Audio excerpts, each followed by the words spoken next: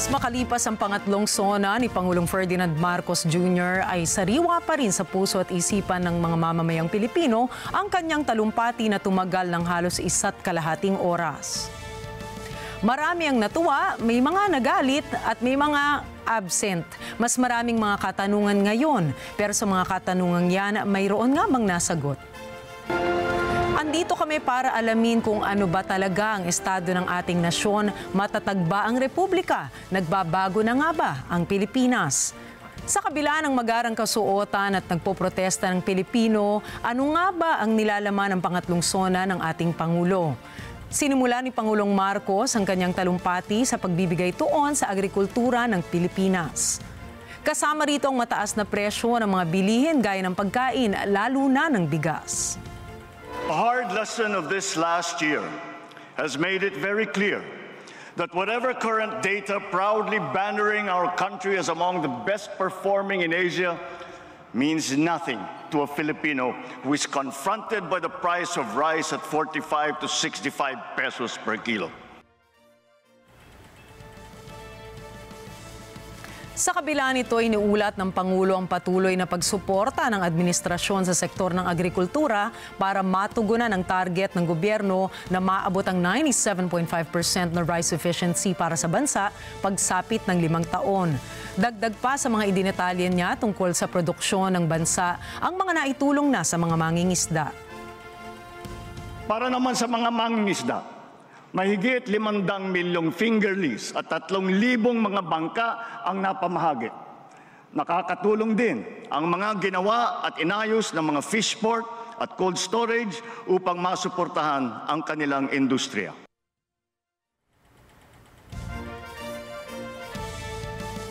Kalakip ang mga hakbang na ito upang mapababa ang presyo at mapataas ang supply ng pagkain para sa mga mamamayang Pilipino. Bukod rito, binigyan diin ni Marcos ang iba pang mga inisyatibong agrikultural gaya ng mga bakuna laban sa African Swine Fever, pinababang taripa, kadiwa centers at ang iba't ibang mga proyektong infrastruktura. Samantala, pinagmalaki naman ng Pangulo ang malaking pagbaba ng antas ng kahirapan na nasa 15.5% na lang kumpara sa 18% noong 2021 at mas mababa pa rin kahit noong pre-pandemic na nasa 16.7%. Halos 2.5 milyong Pilipino ang naiangat natin mula sa kahirapan.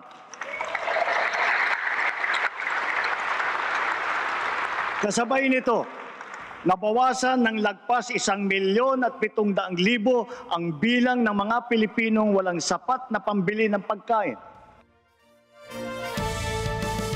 Inanunsyo niya ang ilang mga proyekto rin na makatutulong sa paglago ng ekonomiya, katulad ng implementasyon ng green lanes sa mga sektor ng renewable energy, digital infrastructure at iba pa.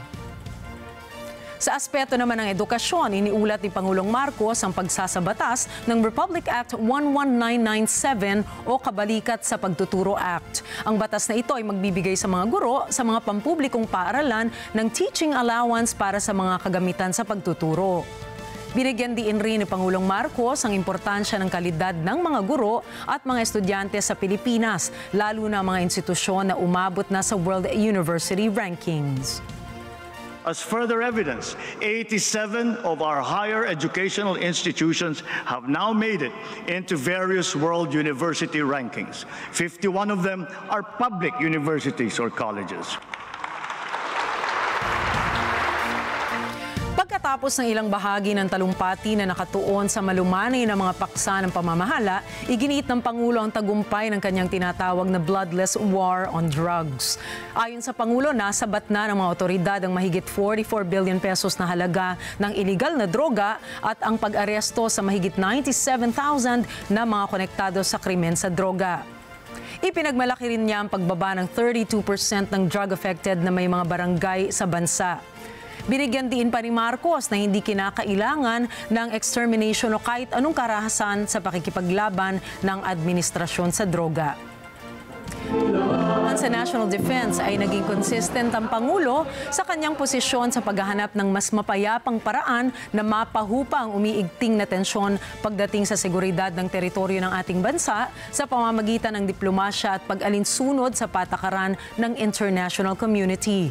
Lalong-lalo na't inaasahang magiging chairman at host ang bansa para sa ASEAN Summit sa 2026. Tungkol naman sa foreign policy ay muling pinagtibay ng presidente ang kanyang posisyon. Ika nga, the Philippines cannot yield, the Philippines cannot waver. Tumigil lang ang Pangulo sa pagpapangalan sa kung sino ang kanyang pinariringgan pero iginiit nito ang ating soberanya sa West Philippine Sea, pagpapalakas ng ating postura sa aerial at maritime defense capabilities sa pamamagitan ng pagpapatibay ng ating sariling kapabilidad at partnerships sa iba't ibang bansa. Nagtamo naman ng standing ovation si Pangulong Marcos nung ipalala niya ang pangunahing posisyon natin ukol sa katubigan natin. Pakinggan po natin ito. Ang West Philippine Sea ay hindi katang-isip natin lamang. Ito ay atin. Ito ay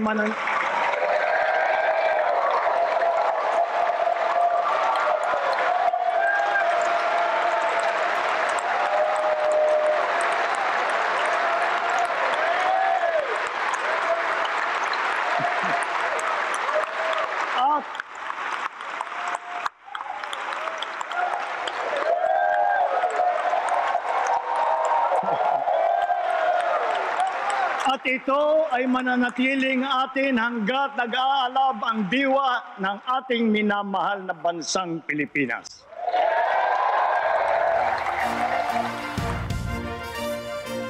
Binigyang importansya rin ng Pangulo na ang mga batas at aral ukol sa ating archipelagic sea lanes at maritime zones ay dapat maipasa sa susunod na henerasyon. Isa sa naging emosyonal na parte ng talumpati ni Pangulong Marcos ay nung siya'y nagpasalamat sa ating Coast Guard sa kanilang walang sawang pagprotekta ng ating katubigan. Sa buong sandataang lakas, sa Coast Guard, sa ating mga mangingisda sa West Philippine Sea, tagapin po ninyo ang taus-pusong pasasalamat ng buong bansa dahil sa inyong ginagawang pagmamatyag at sakripisyo.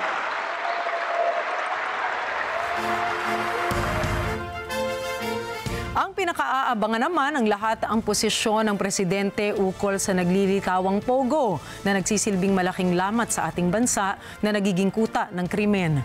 Ang pogo, Philippine offshore gaming operators na nagiging ugat ng iba't ibang financial scams, money laundering, prostitution, human trafficking, kidnapping, torture o sa ibang kaso umaabot pa sa murder. Wala namang habas ang Pangulo sa kanyang pagkondena sa patuloy na umiiral na pogo sa bansa. Pakinggan po natin ito. At ngayon po, naririnig po namin ang malakas na sigaw ng taong bayan laban sa mga pogo.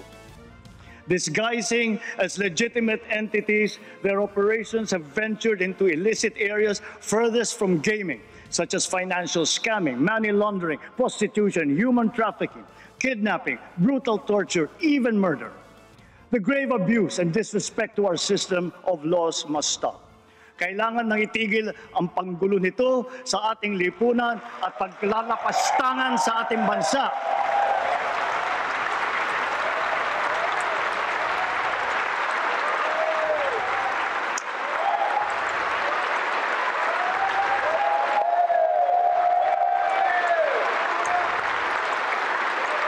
Effective today, all pogos are banned.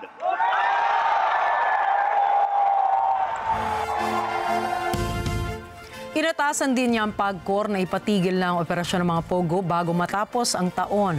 Humiling din ng tulong ang Pangulo mula sa DOLE na hanapan ng panibagong hanap buhay ang ating mga kababayan na posibleng mawawala ng trabaho dulot ng pagbuksa ng mga operasyong ito. Tinapos naman ng Pangulo ang kanyang halos 1.5 oras na talumpati sa isang kasabihan mula kay John Stuart Mill. Let not anyone pacify his conscience by the delusion that he can do no harm if he takes no part and forms no opinion. Bad men need nothing more to compass their ends than that good men should look on and do nothing. He is not a good man. He is not a good man who, without a protest, allows wrong to be committed in his name.